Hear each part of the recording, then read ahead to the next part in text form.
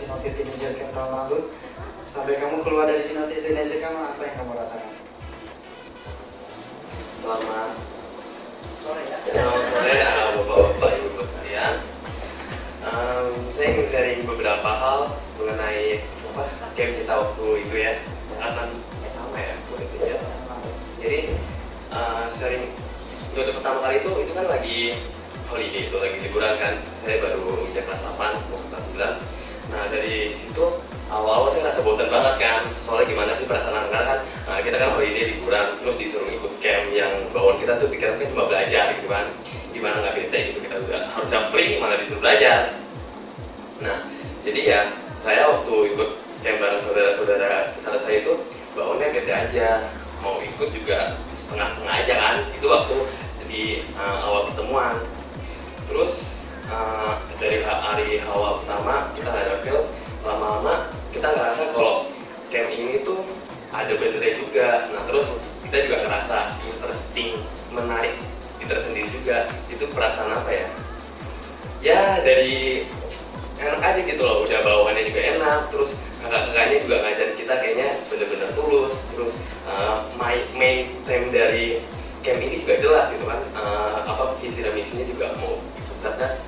Ya udah lama-lama kita ikutin, kita juga lama-lama juga bisa kayak misalnya saya gitu, saya juga udah mulai bisa mengikuti baca kilat ya, cuma tinggal di poles lagi aja. Ya udah, saya juga pengalaman pribadi saya ini nggak ada.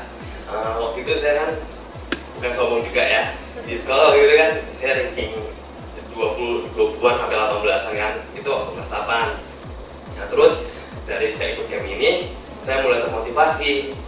Nah, terus saya mulai coba sistem sama cara-cara yang Kak Agus sama Kak Indra ajarin.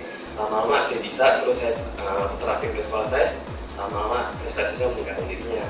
Sampai sekarang saya masih peringkat 3 dari ranking 18, kelas saya masih sama. Udah itu aja. Selamat sore aja, buat semuanya. Kalau yang di camp, ya kurang lebih yang saya rasain sama kayak Hadius, kesel, marah-marah. Cuma kan tadi Kak Agus minta saya buat tentang ke arah baca kilatnya.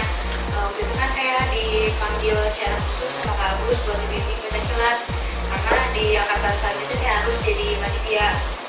Yang saya rasain sih waktu itu pertama sih agak-agak kayak apa sih baca kilat, aneh banget, mana bisa kayak gitu. Soalnya aneh aja, satu halaman, satu detik saja, satu halaman bisa berapa menit belum plus beler-belernya bisa lama banget. Itu begitu selesai udah males ditutup bukunya. Pas saya baca kilat itu cuma 1 detik. Jadi waktu itu saya disuruh bab berapa gitu, pelajaran sosiologi itu kan teksnya panjang-panjang, bikin ngantuk, itu membosanin banget. Saya males bacanya di rumah juga, saya nggak pernah mau baca, paling ngontek di sekolah karena udah saking malesnya, itu panjang banget teksnya.